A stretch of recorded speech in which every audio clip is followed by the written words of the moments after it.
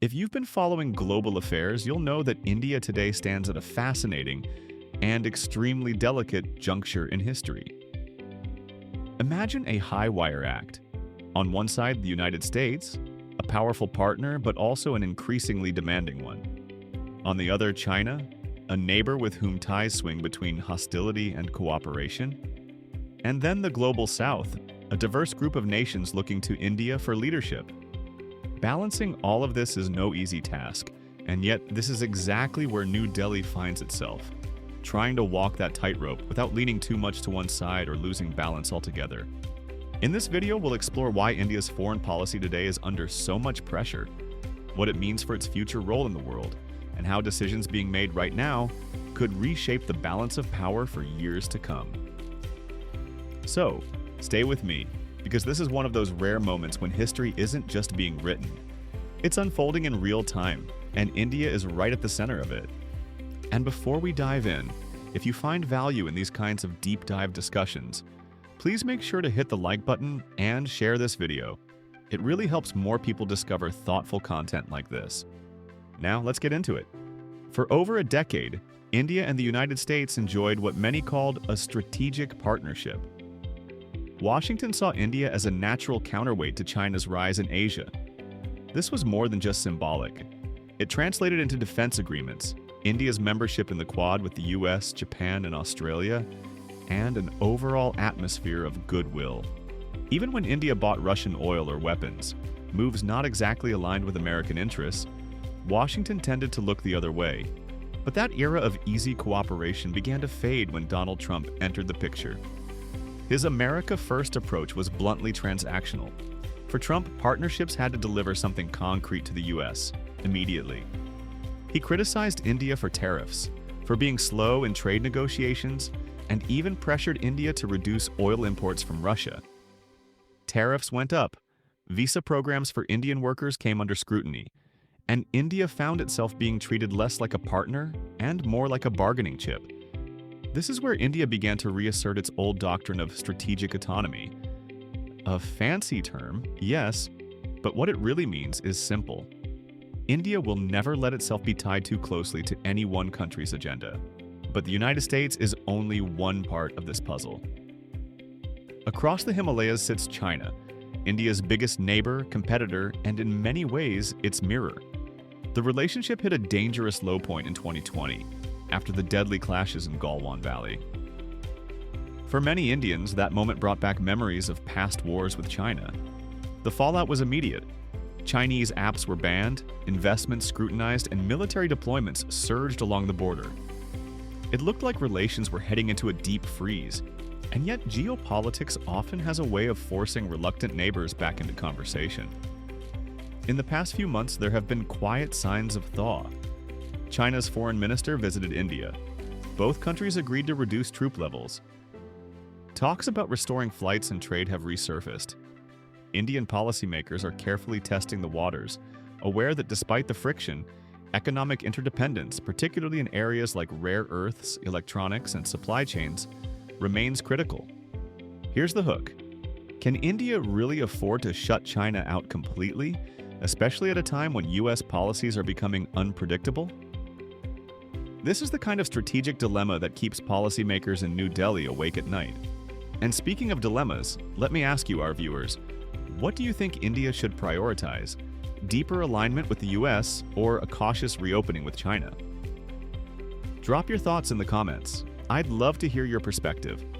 Beyond the US and China, India also has to manage expectations from the global South.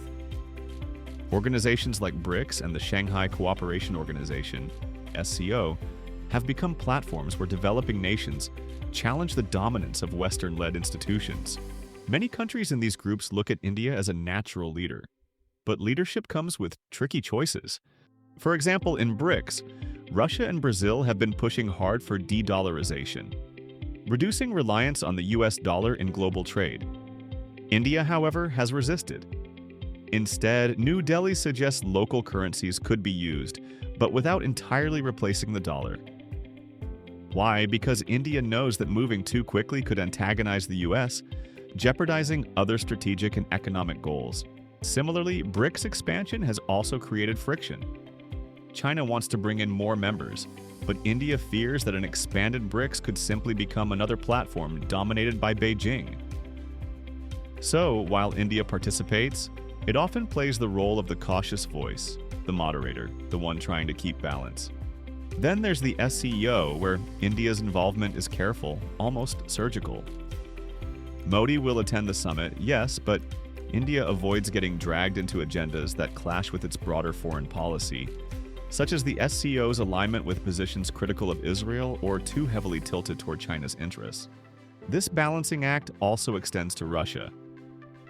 India's defense and energy relationship with Moscow goes back decades, and the two nations continue to share a special strategic partnership.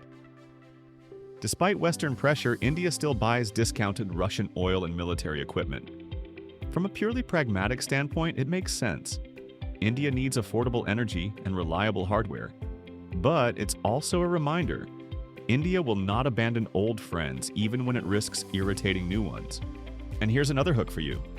By keeping ties open with both Russia and the US, and by cautiously engaging with China, is India quietly building a new model of global diplomacy? One that other countries might eventually follow? At the heart of it all lies India's enduring principle of strategic autonomy. This isn't a new idea. It goes all the way back to the non-aligned movement during the Cold War. But what makes it relevant today is how India applies it to an increasingly multipolar world. Instead of choosing one camp, India seeks to remain flexible, adaptable, and above all, independent. Of course, there are risks. Pushing back too hard against US demands could mean losing access to technology and investments. Opening up too much to China could compromise security. Being too cautious in BRICS and SCO could frustrate partners in the global south. It's a delicate dance, and one misstep could isolate India at a time when global politics are moving fast. And yet the opportunities are enormous. If India can manage this balancing act successfully, it could become the ultimate bridge builder, the country that can talk to Washington, Moscow, Beijing, and the developing world all at once. Few nations have that kind of reach. Fewer still have the credibility to lead while maintaining independence. That's why the world is watching India so closely right now. Every decision, every summit, every handshake carries weight, not just for India's future, but for the global balance of power. As we wrap up, let me leave you with this thought. India's foreign policy today is like walking a tightrope in the wind. Every step requires caution, but also confidence. Too much hesitation and you risk falling behind. Too much boldness and you risk falling off. What happens in the coming months will not just shape India's place in the world. It could also decide how the emerging multipolar world itself will be structured. So, what's your take? Should India lean more toward building trust with the United States? Or should it double down on strategic autonomy, even if it means frustrating Washington? I'd love to hear your views in the comments. And finally, if you've stayed with me this far, thank you so much for watching. Don't forget to like, subscribe, and hit the notification bell so you won't miss future videos like this. Your support truly means a lot, and it keeps us motivated to bring you balanced, thoughtful content on global affairs. Thanks again for being here, and until next time, take care and stay informed.